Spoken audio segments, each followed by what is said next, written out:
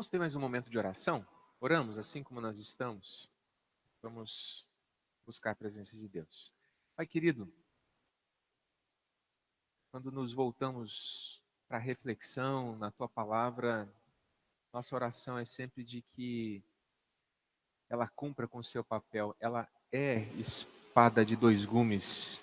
Ela é cortante para fazer com que penetre no mais profundo do nosso ser, gerando discernimento, fazendo-nos compreender, trazendo compreensão e entendimento. E a nossa oração nessa manhã é que mais uma vez a Tua palavra nos alcance assim, dessa maneira, como essa espada de dois gumes, que mexe profundamente com o nosso coração. Em nome de Jesus, amém.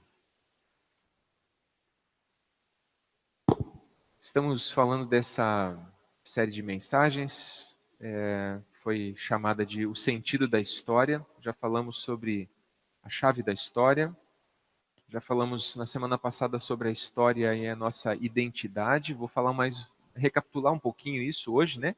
Antes de seguirmos. Hoje vamos falar sobre a nossa vocação, a história e a nossa vocação.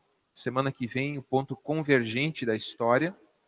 E finalmente encerramos no dia 9 de dezembro com a consumação da história. Lembrando que estamos falando desse tema com a finalidade de apresentar a Bíblia como uma narrativa coerente e única que apresenta a verdadeira história do nosso mundo, apresentar uma cosmovisão cristã, de como a Bíblia explica quem nós somos, por que nós existimos, qual é o problema do mundo, qual é a solução para o mundo, e etc. Ok? A partir a cosmovisão que a gente tem sempre é uma resposta para essas perguntas básicas. Quem sou eu? Qual é o problema? Qual é a solução? E muitas vezes nós acreditamos em doutrinas espalhadas da Bíblia, uma coisa aqui, outra lá, mas aquilo que determina o modo como a gente pensa e o modo como a gente toma decisões na vida não tem nada a ver com a narrativa bíblica. Tem a ver com outros conceitos que nós colocamos no lugar. Isso simplesmente não é fé cristã, certo? Então o objetivo é apresentar uma cosmovisão cristã. E uma vez que a gente consiga se encontrar dentro dessa história bíblica e a gente consiga vivenciá-la então no nosso cotidiano, a gente remove a nossa fé daquele âmbito privado de uma compreensão intimista da fé cristã, como se isso tivesse a ver com apenas uma relação minha com o sagrado aqui dentro do meu coração, mas sem implicações para o meu dia a dia. Isso nem fé é. Uma fé que não tem implicações no meu dia a dia nem pode ser considerada fé, certo? Esse tipo de fé, como diria o apóstolo Tiago, é uma fé que não pode salvar, ok? Fé desse tipo, de saber que Deus é um só, de que Jesus morreu na cruz, essa fé até o diabo tem. É o que o apóstolo Tiago diz lá no seu capítulo 2. Ok? Então, recapitulando da semana passada, quando nós falamos de quem nós somos a partir de Gênesis 1 a 3, falamos que somos imagem e semelhança de Deus e ao mesmo tempo mordomos da criação. Deus nos fez para essas duas coisas, para nos relacionarmos com Ele, certo? Nos fez capazes de nos relacionar com Ele, nos fez pessoas, assim como Ele é um ser pessoal, e capazes de nos relacionarmos com Ele, e ao mesmo tempo nos atribuiu tarefas, nos atribuiu um significado, nos deu uma grande tarefa como mordomos, como gerentes, como ecônomos da criação que Ele fez. Então, por um lado, nós somos imagem e semelhança de Deus, mas a partir de Gênesis 3, a gente também percebe que nessa comunhão que havia foi quebrada e nós nos rebelamos. Nós nos tornamos rebeldes. Nós queremos assumir o controle da criação e também do nosso próprio nariz. E nós nos rebelamos contra Deus. Como mordomos, ecônomos, gerentes da criação, nós acabamos nos transformando em construtores de Babéis. É isso que Gênesis até o capítulo 11 vai demonstrar. a maldade constante apontada em Gênesis 6, na história de Noé. Há um juízo de Deus sobre a humanidade, mas em Gênesis 11 você vê os seres humanos se unindo para construir uma grande torre, para que se Deus voltasse a tentar fazer alguma coisa semelhante, nós teríamos como escapar. Então o ser humano dizendo, nós vamos controlar a nossa vida, a nossa história, nós não nos submeteremos. E isso fez com que a história da humanidade se transformasse numa grande tentativa, de fato, de gerenciar a criação, mas de maneira destrutiva, de maneira a destruir quem fosse conquistado, e nós nos tornamos, então, construtores de Babéis.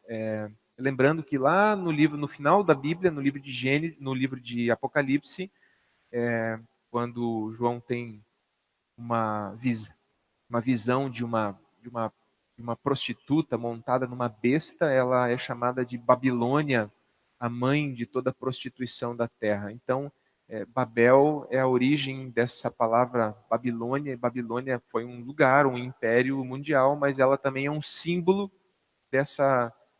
desse desejo humano de conduzir a vida a partir das suas próprias forças.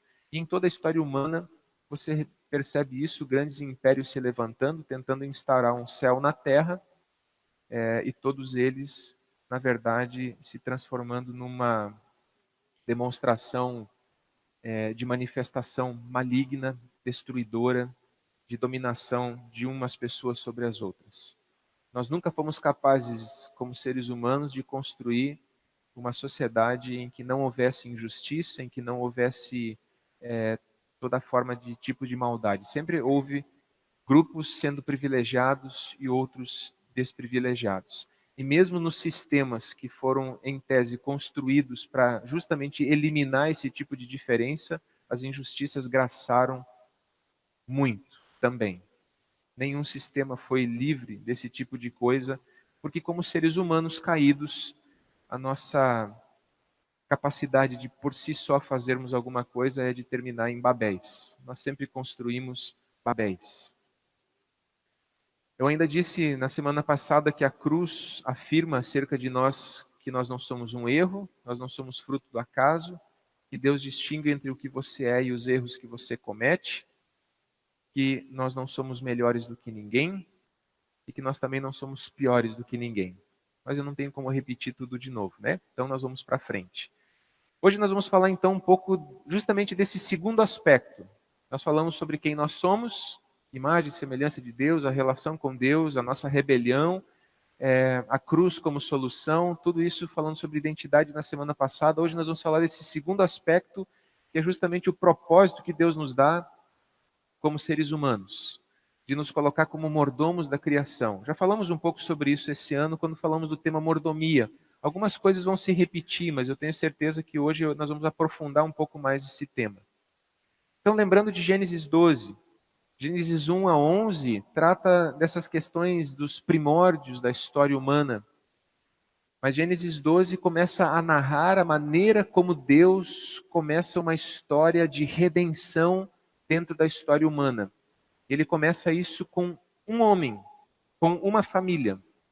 A família de Abrão, que se chamaria depois de Abraão.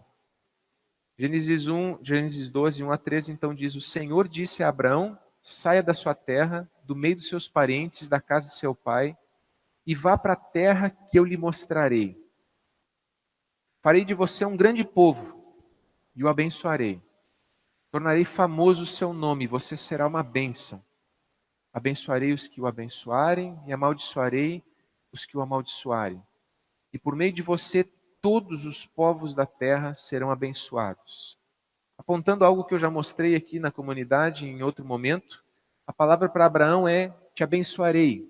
Sai da tua terra, do meio da tua parentela, eu te abençoarei. Você será uma bênção. Ok?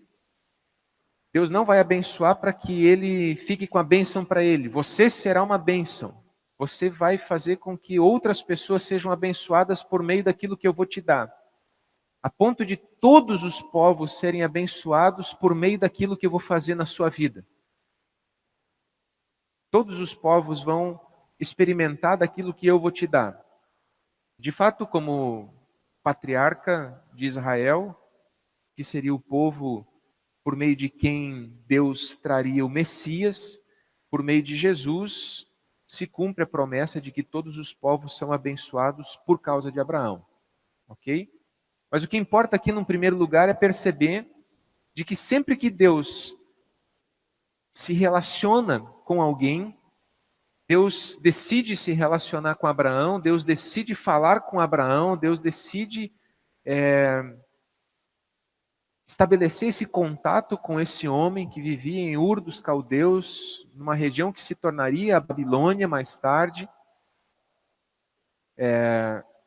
Ele fala com ele, mas esse falar com ele nunca tem um propósito individual. Ó, é eu e você, Abraão. Deus abençoa Abraão para que ele seja uma bênção, para que lá na frente, muito tempo depois, muitos séculos, até milênios depois, todos os povos da terra fossem abençoados. E esse é o padrão do agir de Deus na história da Escritura. Esse é o padrão do agir de Deus na história da Escritura. O que Deus faz na minha vida não tem como objetivo apenas a minha vida. Sempre Deus está mirando outras pessoas. Sempre Deus está querendo alcançar outras pessoas, abençoar outras pessoas. Por isso, é muito grave, é muito ruim entender. É claro que salvação, relacionamento com Deus é uma questão pessoal. Eu não posso ter fé no lugar de outra pessoa. Nesse sentido, é uma questão pessoal. Mas jamais se limita a uma questão pessoal no sentido de que bom, eu compreendi o que é fé, e agora então eu sei que Jesus morreu por mim, eu aceitei esse sacrifício dele na minha vida, que bom. Vamos sentar e vamos esperar então Jesus voltar. Na narrativa bíblica é impossível entender relação com Deus como essa coisa de que eu recebo esse presente e fico para mim. Aliás, existe até uma parábola de Jesus em que ele claramente aponta para a gravidade de pensar dessa forma, que é a parábola dos talentos, em que ele conta a história de um proprietário, de alguém que tinha recursos financeiros e distribuiu esses recursos financeiros aos seus empregados, para que esses empregados trabalhassem com esse dinheiro. Um deles ganhou 5, trabalhou com esses 5 talentos, com esses 5 valor em dinheiro, e conseguiu mais 5. Outro ganhou 2, conseguiu mais 2. Proporcionalmente, eles tiveram o mesmo sucesso, porque é 100%, né? O que tinha 5 ficou com 10, o que tinha 4, o que tinha 2 ficou com 4. Proporcionalmente é 100%. Então os dois tiveram a mesma porcentagem de sucesso. Mas um deles ganhou só 1 e enterrou, e teve medo.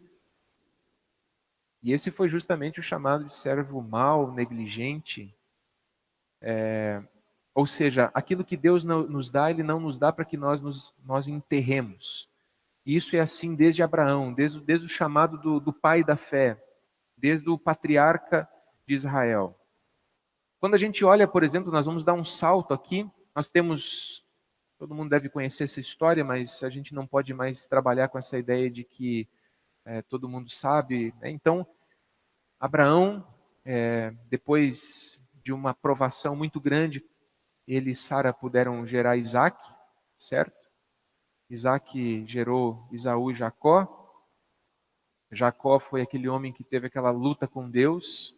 Jacó era um enganador, era uma pessoa que, junto com a sua mãe, passou a perna no pai, passou a perna no irmão, teve que fugir para não ser morto pelo irmão. Uma história bem triste, né? De ódio dentro de uma família. E quando ele retorna, depois de muito tempo vivendo na terra do seu tio, quando ele retorna para Canaã, ele acha que vai morrer, porque seu irmão vem ao seu encontro com cerca de 400 homens. E enquanto ele está com medo da morte, ele tem um encontro com Deus lá no Val de Jaboque, e ali Deus muda o nome dele. Não tenho tempo para falar dessa história, mas ela é riquíssima. E ali ele tem uma profunda transformação. A relação de Jacó com Deus muda drasticamente a partir dessa experiência que ele tem. Ele se reconcilia com seu irmão, volta para sua terra. Ele agora não é mais Jacó, ele é Israel, aquele que luta com Deus. E Israel teria 12 filhos que se transformariam nas 12 tribos de Israel. Na verdade, 2 das tribos ganham o nome de 2 dos filhos de José. Mas a gente diz assim de maneira, né? Os 12 filhos de Jacó, as 12 tribos de Israel. Ok? Embora isso não seja completamente assim. Mas o filho famoso, justamente de Jacó, foi José, que foi para o Egito, se tornou governador. Lá o povo de Israel se torna escravo depois. E durante 400 anos eles são oprimidos. Então vem Moisés, usado por Deus para libertá-los. E eles finalmente saem daquela terra, vão em direção ao Monte Sinai, depois de atravessar o Mar Vermelho.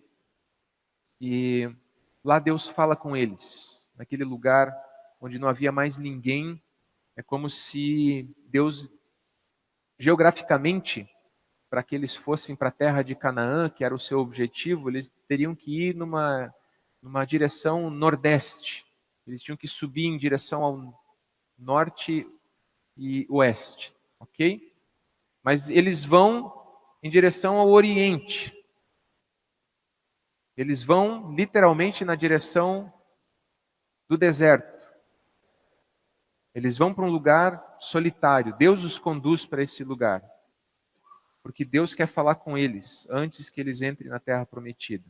Isso acabou demorando um pouco mais do que eles imaginavam, né? Eles acabaram depois, por causa da incredulidade, permanecendo no deserto cerca de 40 anos. Logicamente não era absolutamente desértico, não pense num deserto do Saara. Não, eles conseguiam, com uma certa dificuldade, água e pastagens para os seus animais. Mas em Êxodo 19, Deus fala com eles, dizendo: logo Moisés subiu o monte para encontrar-se com Deus. E o Senhor o chamou do monte, dizendo: diga o seguinte aos descendentes de Jacó e declare aos israelitas: vocês viram o que fiz ao Egito e como os transportei sobre asas de águias e os trouxe para junto de mim. Deus estabelecendo uma relação. Eu os trouxe para junto de mim. Ok? Relacionamento com Deus. Foi para isso que Deus nos fez, para nos relacionarmos com Ele.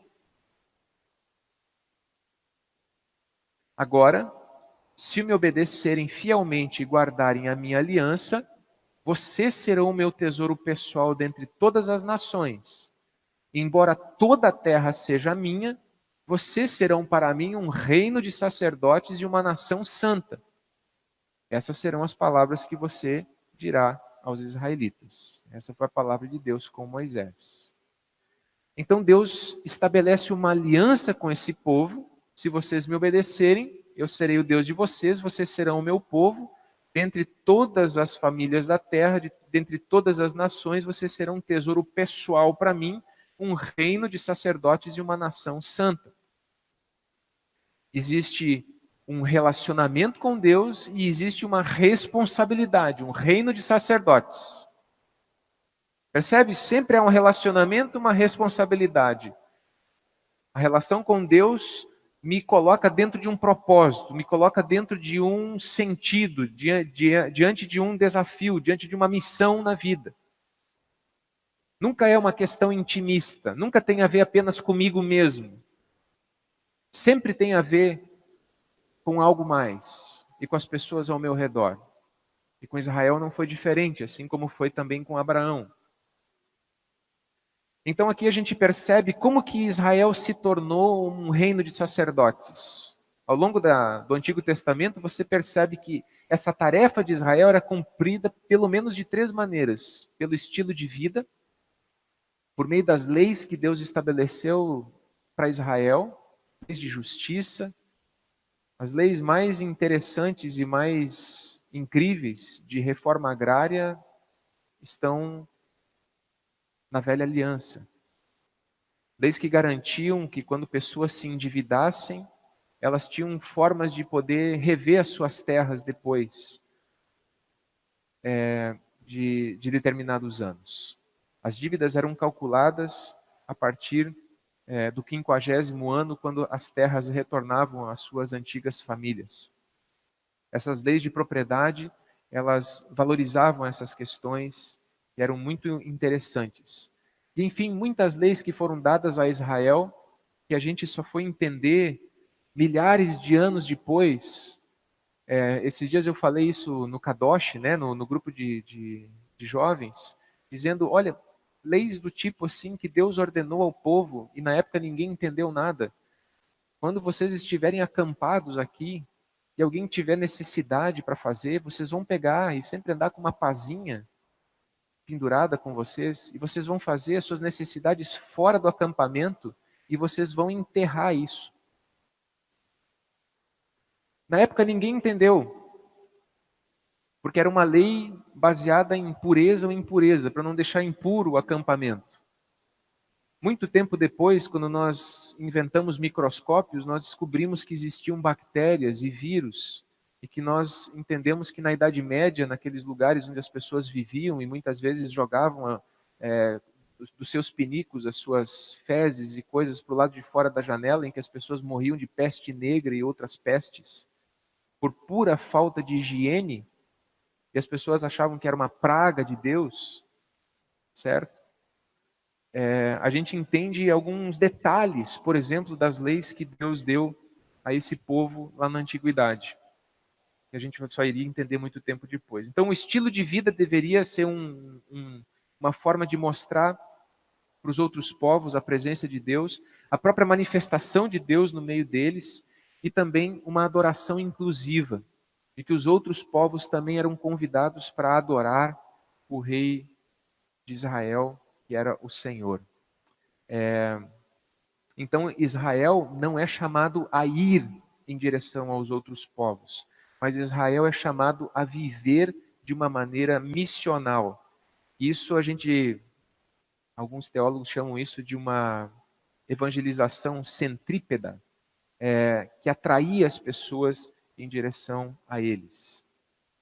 O estilo de vida, a adoração inclusiva, os atos de Deus, isso era a forma como Israel atraía os outros povos para si. Ok?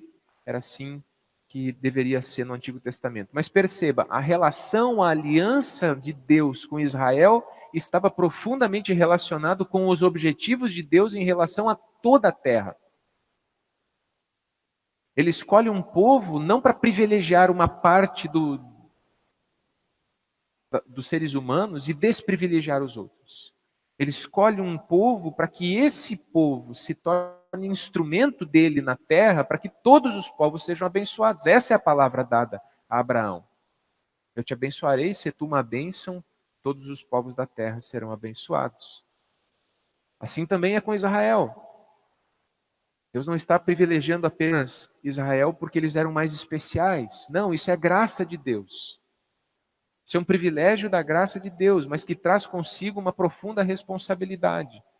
Que traz consigo algo que tem que ser levado a sério, e que Israel teve muita dificuldade de cumprir ao longo da sua existência, ao longo da sua caminhada. Tanto é que boa parte do Antigo Testamento você tem os livros proféticos, que são justamente os profetas sendo enviados para dizer: olha, nós estamos saindo fora, nós estamos quebrando a aliança, não foi isso que Deus disse que nós deveríamos ser, não é essa a vontade de Deus. Os profetas, basicamente, a sua tarefa era atualizar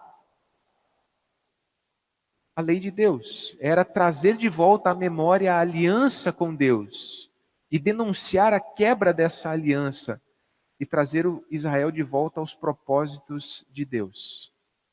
Ok? Essa era a tarefa básica dos profetas. Tanto no Antigo Testamento, Israel é comparado por Isaías, por exemplo, como uma plantação de uvas, como uma vinha. Eu plantei uma vinha, a cerquei, coloquei um muro ao redor dela, mas quando fui colher, as uvas eram amargas. Jesus usa a mesma figura no Novo Testamento. A mesma figura. Quer dizer, Deus plantou uma vinha e esperava colher os seus frutos. Havia um propósito, havia uma responsabilidade nisso. E quando Jesus fala nisso, ele está aplicando a mesma regra também para a igreja. Quando nós chegamos no Novo Testamento, a gente percebe, depois da morte e ressurreição de Jesus, textos como esse: mas receberão poder quando o Espírito Santo descer sobre vocês e serão minhas testemunhas em Jerusalém, Judéia, Samaria, até os confins da terra.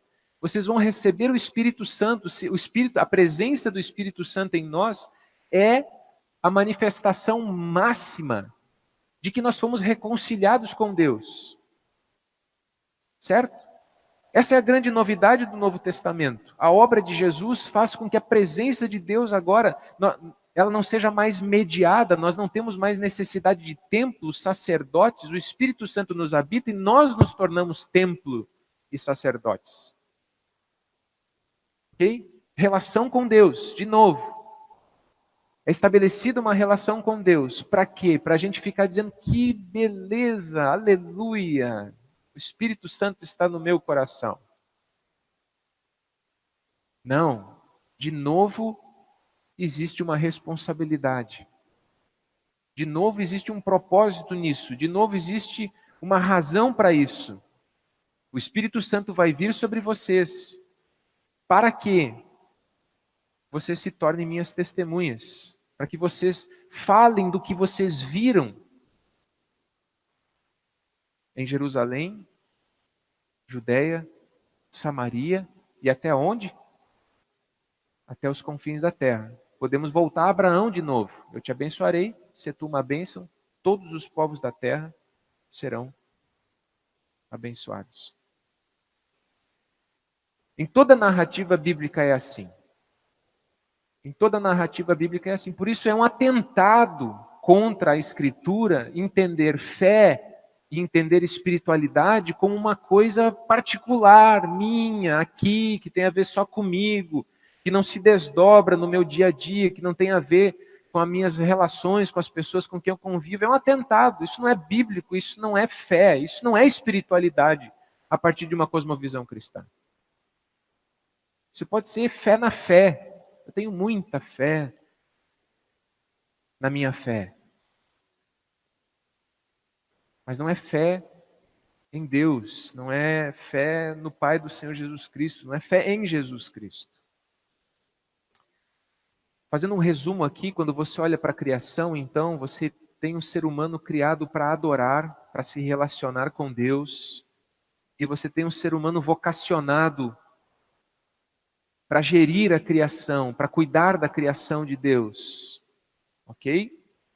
Você olha para a queda, o que você tem na queda? Você tem rebelião, você tem a quebra dessa adoração, e essa adoração agora ela vai se traduzir em idolatria, porque o ser humano continua sendo feito, ele foi criado para adorar e ele vai adorar alguma coisa, mas como ele rompeu a sua relação com Deus, ele cria ídolos para si, ele cria deuses para si, ele faz deuses à sua imagem, ele não adora mais o Deus que o fez à sua imagem, mas ele constrói deuses à sua própria imagem, que ele possa controlar, e não Deus a quem ele tenha que se submeter.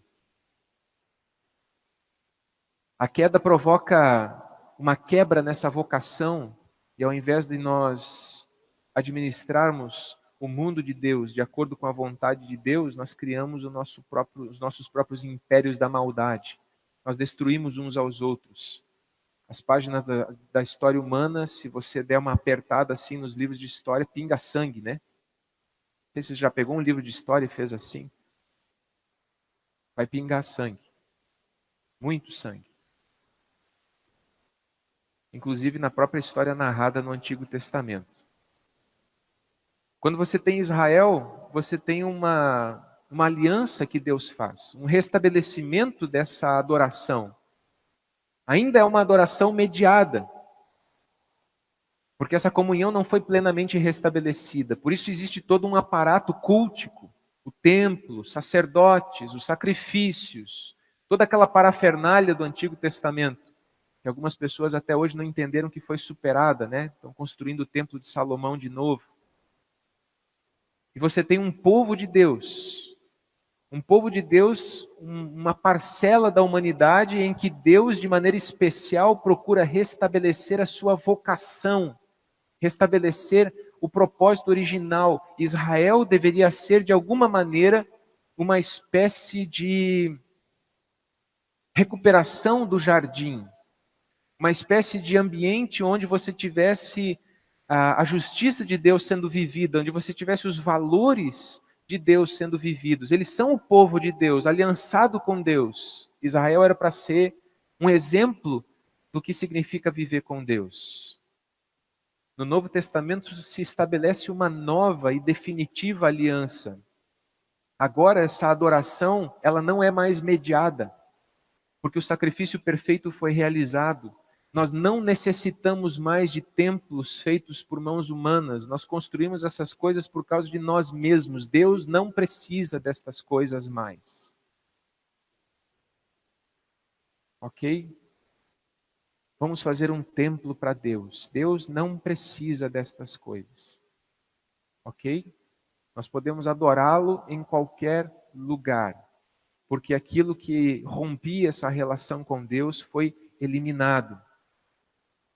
Nós não temos mais sacerdotes entre nós temos pessoas que nos ensinam a caminhar com Deus, nós temos irmãos mais velhos que nos instruem, que foram capacitados para isso, que estudaram para isso, mas eles não têm uma relação sacerdotal em relação ao povo. Vocês precisam de mim para encontrar Deus. Isso acabou. É uma nova aliança. E o reino de Deus se estabelece. O reino de Deus vem ao mundo na pessoa do seu Filho Jesus Cristo. O reino das trevas é vencido na cruz, porque aquilo que fazia com que nós fôssemos dominados, o nosso pecado, o poder dele foi quebrado por meio da cruz e da ressurreição.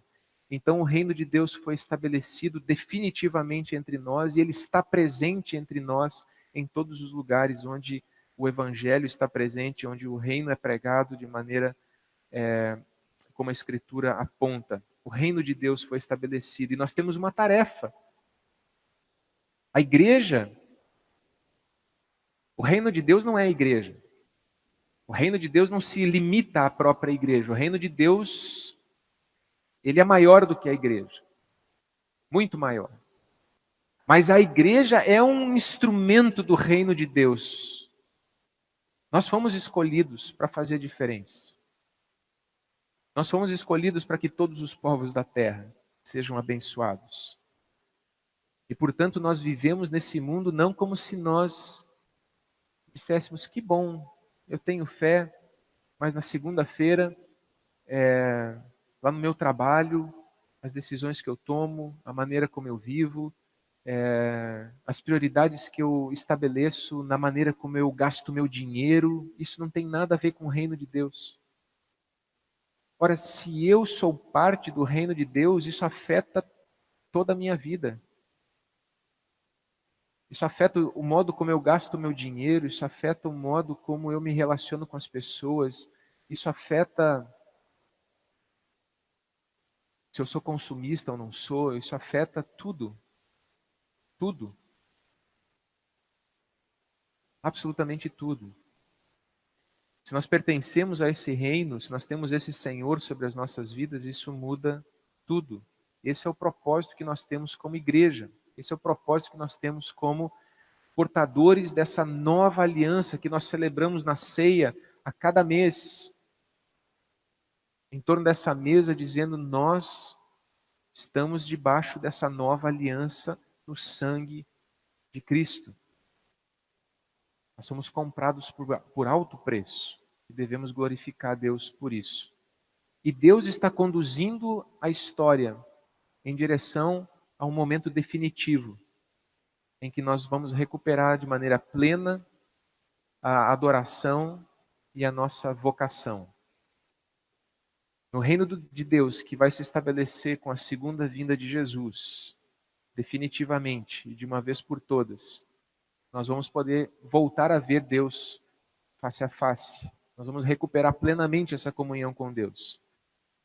E eu creio de todo o meu coração, como eu disse terça-feira ali no grupo das mulheres, que o céu, que a gente costuma chamar assim, né? O céu, não é um lugar onde nós vamos ficar sentadinhos em nuvens, tocando harpa. E só de pensar num negócio desses chega a dar sono, né? A gente só de pensar nisso pensa assim, meu, então que chatice, será que lá no inferno não vai ser um pouco mais divertido? Às vezes tem até piadas, né, que fazem essas brincadeiras assim de que o inferno é mais divertido do que o céu. Não, a gente não vai ficar sentadinho em nuvens brancas, com uns vestidinhos cafonas, tocando umas harpas sem graça. Nós vamos recuperar nossa vocação. Vamos poder utilizar toda a nossa criatividade, aquilo que Deus nos fez para ser. A nova criação, a regeneração que é realizada em Jesus, Efésios capítulo 4, nos conduz ao que é chamado de perfeita varonilidade, ser humano perfeito, aquilo que nós fomos criados para ser. É isso que a obra de Jesus, é isso que a obra redentora de Jesus recupera em nós, aquilo que nós somos criados para ser. E nós não fomos criados para ser sujeitos que sentam em nuvens e ficam tocando harpa. Nós somos criados para ser criativos. Nós somos feitos assim. E o céu vai ser um espaço, independente de como você entenda isso, alguns entendem isso como uma recriação disso que já existe, mas sem a presença do pecado, outros entendem como algo completamente diferente. Nem vamos entrar nessa discussão, mas de toda forma eu não entendo essa nova realidade, essa nova criação de Deus como um lugar chato, sem graça, em que eu gostaria de fazer um monte de coisas e não posso fazer, em que eu gostaria de desenvolver a minha criatividade e não posso desenvolver. Não, isso tudo vai poder ser feito. Só que agora a gente não vai fazer o que faz para ser melhor do que o outro, para dominar o outro, para ganhar dinheiro, para se comparar com alguém e essas coisas todas que nos destroem. Amém? Isso é uma tentativa de ilustração e, portanto, nós somos agentes do reino de Deus. Nós temos a responsabilidade, em primeiro lugar, de proclamar o que aconteceu quando Jesus veio ao mundo, esse estabelecimento do reino de Deus. O próprio Jesus disse isso. Daí em diante, Jesus começou a pregar: arrependam-se, pois o reino dos céus está próximo. O reino dos céus está próximo. O verdadeiro Senhor de toda a criação vai retomar o que lhe pertence por direito. Quando nós falamos em reino de Deus, nós estamos basicamente falando disso. O verdadeiro Senhor de toda a criação vai retomar o que lhe pertence por direito. Ele está dando a oportunidade de nós que nos rebelamos reconhecermos o seu senhorio e o seu direito. E Ele está nos oferecendo perdão e reconciliação. Esse é o momento que nós estamos vivendo agora. É o momento antes do fim. Ok? Então o fim está chegando. Não, eu não sei quando vai ser o fim. Certo? Daqui a 10 dias, daqui a 1000 anos, daqui a 10.000 anos, não faço ideia. Nem fico tentando pensar. Nem calcular. Mas o que a Escritura está dizendo para nós é de que nós estamos vivendo justamente nesse período em que o reino de Deus já veio, mas ainda não foi plenamente estabelecido, e que agora é um tempo de anunciar essa oportunidade. Essa é a boa notícia. O Senhor por direito está vindo e Ele vai retomar o que lhe pertence por direito. E você está jogando do lado errado, você está no time dos rebeldes. Ele está te dando a oportunidade de perdão e reconciliação. Aproveite essa oportunidade antes que Ele venha. É isso que a Escritura diz. E depois virá o juízo. Ok? Então, aqueles que entenderem que não tem nada do que se arrepender, de que estão jogando do lado certo, não tem nada de errado com o que estão fazendo, a Escritura diz que permanece o juízo ou a ira de Deus sobre eles. João 3,36. Em segundo lugar, agentes do reino de Deus significa que nós, como igreja, somos uma expressão dessa nova sociedade segundo os valores do reino de Deus. Quando a igreja deveria ser um espaço, a gente tem falado da nossa missão e da nossa visão, né? A gente tem dito na nossa missão que nós queremos ser um ambiente de vida, ser um ambiente de vida plena e de ação transformadora. Ambiente de vida plena. É justamente isso que a igreja é chamada a ser, uma expressão de uma nova sociedade segundo os valores do reino de Deus. Todo mundo lá fora pode estar enveredando pelo individualismo, nós temos que resistir a isso. Todo mundo lá fora está chamando de felicidade o poder de consumo, nós temos que resistir a isso. Nós somos chamados a viver na simplicidade, não acumular bens. Estejam contentes, é o que o apóstolo Paulo diz. O amor ao dinheiro é a raiz de todos os males. Se lá fora estão dizendo para nós que essa é a fonte da felicidade, ok, mas nós vivemos os valores de uma nova sociedade. Esses não são os nossos valores. Lá fora todo mundo se devora em busca de um espaço ao sol, aqui todo mundo se ajuda. Aqui todo mundo tenta ajudar o irmão que não conseguiu o mesmo que eu.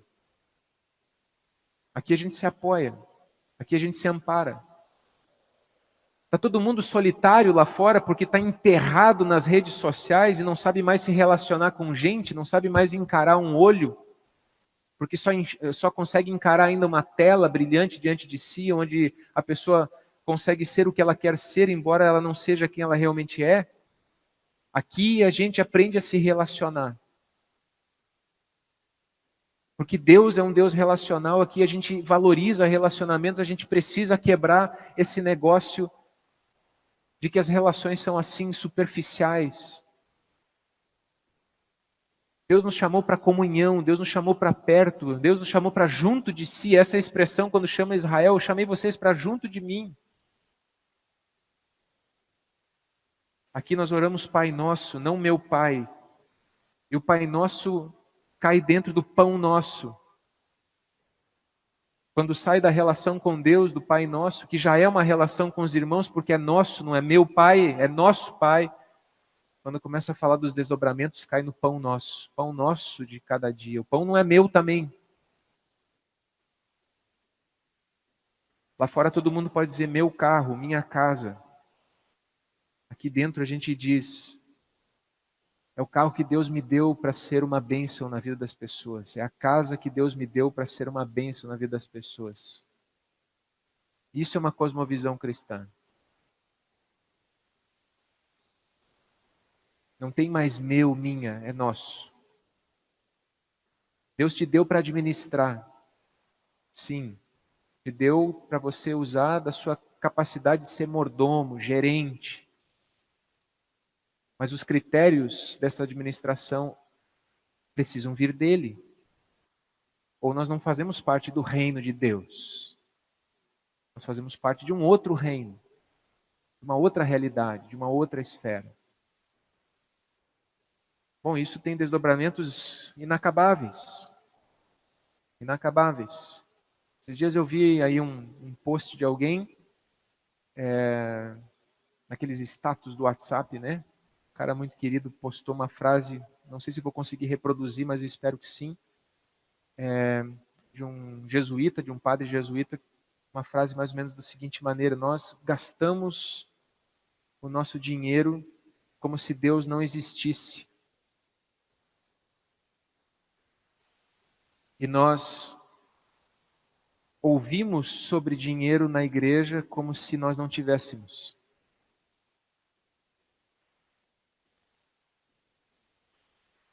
Nós gastamos dinheiro como se Deus não existisse. E nós ouvimos falar sobre dinheiro na igreja como se nós não o tivéssemos. E é isso. Ele está certo. É bem isso. Pedindo ainda um pouquinho de paciência de vocês, veja só de que maneira a igreja cristã primitiva, de alguma forma, fazia isso. Eles se dedicavam ao ensino dos apóstolos, à comunhão, relacionamentos, ao partir do pão, às orações. E isso era uma coisa feita, claro que eles faziam isso também no âmbito privado, mas isso tinha um alto grau de comunidade, de fazer isso junto. Esse pão era partilhado pelas pessoas. Eles estavam cheios de temor, muitas maravilhas e sinais eram feitos pelos apóstolos. Os que criam mantinham-se unidos e tinham tudo em comum. Nós conhecemos muito bem esse texto. Unidade, e também eles tinham uma fraternidade em que eles partilhavam as coisas que possuíam, vendendo suas propriedades e bens, distribuíam a cada um conforme a sua necessidade. Não havia necessitado entre eles. Ou seja, eles eram uma expressão de uma nova sociedade. O mundo não era desse jeito, mas eles eram a expressão de uma nova sociedade. E isso é ser igreja. Todos os dias continuavam a reunir-se no pátio do templo, não porque eles ainda precisassem do templo, mas porque lá era um local de oração, eles continuavam utilizando aquele local, mas não havia mais necessidade do templo em si como tal. Partiam o pão em suas casas e juntos participavam das refeições com alegria, sinceridade de coração, louvando a Deus e tendo a simpatia de todo o povo. E o Senhor lhes acrescentava diariamente os que iam sendo salvos. Aqui a gente percebe que, de alguma forma, apesar de Deus, em todo o livro de Atos dos Apóstolos, Deus empurrá-los na direção da sua tarefa de ir para Samaria, de ir para a Judéia, para os confins da terra, Deus tem que, a fórceps, fazer com que eles façam essas coisas, primeiro por perseguição, depois dando uma visão para Pedro, para que ele vá para aquela casa daquele centurião. Mas, enfim, aqui eles atraíam as pessoas de uma maneira muito semelhante ao que Israel fazia, de maneira centrípeta. As pessoas olhavam para o estilo de vida deles e diziam: viver é isso aí. Não essa loucura que eu vivo correndo atrás do dinheiro. Viver é isso que esses caras estão fazendo. A pergunta é se nós atraímos as pessoas pelo nosso estilo de vida. Se o nosso estilo de vida é diferente e ele expressa essa nova sociedade que Deus um dia deseja criar definitivamente pela segunda vinda de Cristo. Ou se nós somos apenas uma mais do mesmo, uma porção religiosa de uma sociedade, mas no fundo, a gente tem a nossa fé lá no íntimo do nosso coração, guardadinho aqui, a gente fala, né, Jesus, amém, Jesus, a glória a Deus. Mas no frigir dos ovos nós somos todos iguais a todo mundo. E nós queremos as mesmas coisas, nós sonhamos com as mesmas coisas, nós corremos atrás das mesmas coisas, nossos projetos são os mesmos.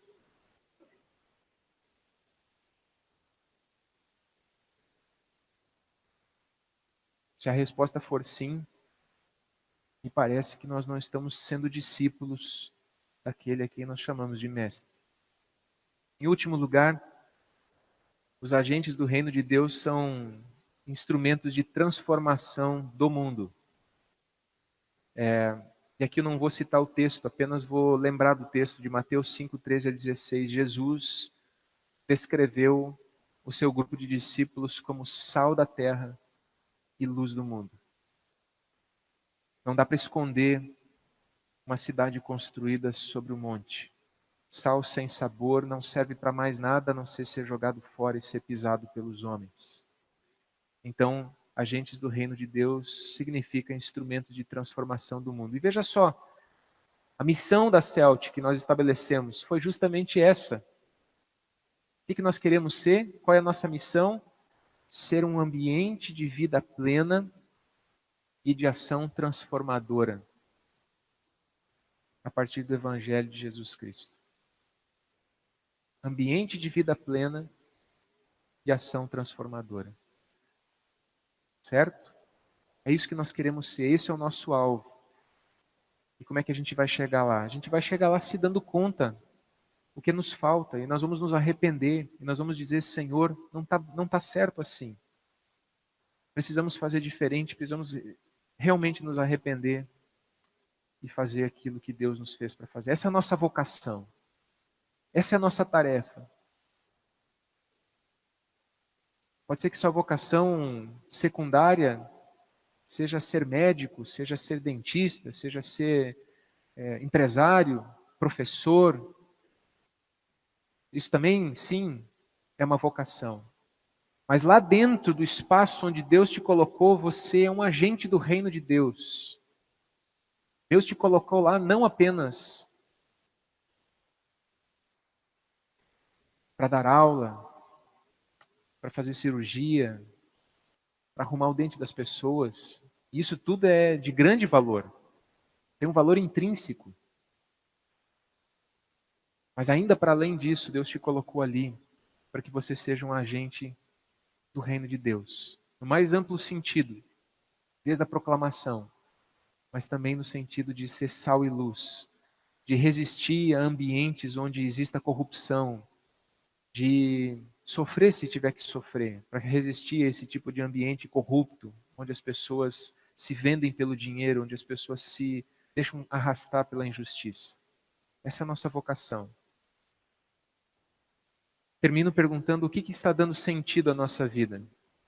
Qual é o grande propósito da sua vida? Onde você está colocando as suas energias e a sua dedicação? Segundo o que nós ouvimos aqui hoje de manhã, segundo a narrativa bíblica, o que deveria dar sentido à sua vida? Onde deveria estar sua dedicação? A resposta da primeira pergunta fecha com a segunda? Que bom, louvado seja Deus por isso. Não fecha? Querido, então você está sendo chamado pela palavra de Deus ao arrependimento. Amém? Vamos orar? Senhor nosso Deus, desde a criação, o Senhor nos fez para te adorar, para nos relacionarmos contigo. Mas o Senhor também nos fez capazes, nos delegou tarefas, colocou nas nossas mãos responsabilidades. Coisas essas que foram profundamente deturpadas pela queda, pela entrada do pecado. Nos tornamos rebeldes, idólatras, e ao invés de cuidar do jardim de Deus, transformamos o jardim de Deus em campo de batalha, para dominar uns aos outros, para sermos grandes, para fazer com que outros nos adorem, para nos colocarmos no lugar de Deus. Obrigado a Deus que tu não desististe de nós. O Senhor escolheu Abraão, o Senhor formou um povo em Israel, o Senhor enviou seu Filho Jesus Cristo e deu a mesma atribuição à igreja. Nós somos os teus adoradores, nós somos chamados a um relacionamento contigo, nós fomos reconciliados contigo. E fomos reconciliados para ser uma nação santa, um reino de sacerdotes, para servirmos as outras pessoas nesse mundo, para que as outras pessoas te conheçam, para que os valores do teu reino eles alcancem as pessoas, para que o mundo não seja um lugar tão injusto, para que o mundo não seja um lugar tão perverso, para que as pessoas consigam enxergar a partir desse grupo de pessoas que tem te conhecido, que existe uma outra vida, uma outra forma de viver, existe um outro jeito de se relacionar uns com os outros. Ajuda-nos, Senhor, a viver assim, como uma nova sociedade, como cidadãos dos céus, como pessoas que refletem um novo jeito de ser e de pensar, segundo a tua palavra. E que assim funcionem como sal e luz do mundo, apontando para um caminho diferente, para um caminho de misericórdia, de compaixão, para um caminho de perdão, para um caminho de graça. Ajuda-nos nesse sentido, Senhor. Ajuda-nos a ser, como igreja, isso que o Senhor nos vocacionou para ser. E nós precisamos entender isso como indivíduos, para que possamos viver isso como comunidade. Nós precisamos romper com esses conceitos individualistas de compreensão do que é fé cristã, com essa espiritualidade intimista, e entender que tudo que fazemos está relacionado ao que nós somos em Ti, a essa reconciliação que foi alcançada na cruz do Calvário. Abre-nos o entendimento, ajuda-nos a caminhar. Nós te pedimos perdão, Senhor, porque em vários sentidos, individualmente e coletivamente, nós não somos mais, e nem queremos ser mais, mas nós não somos diferentes do que as pessoas à nossa volta. A nossa fé em Ti, muitas vezes, é algo tão superficial, que não há diferença palpável na nossa vida em relação aos valores que as pessoas têm lá do lado de fora. Ajuda-nos a viver como sal e luz do mundo. Abençoa a nós como igreja, que o Teu Santo Espírito se derrame, gerando arrependimento e quebrantamento. Em Cristo Jesus, amém.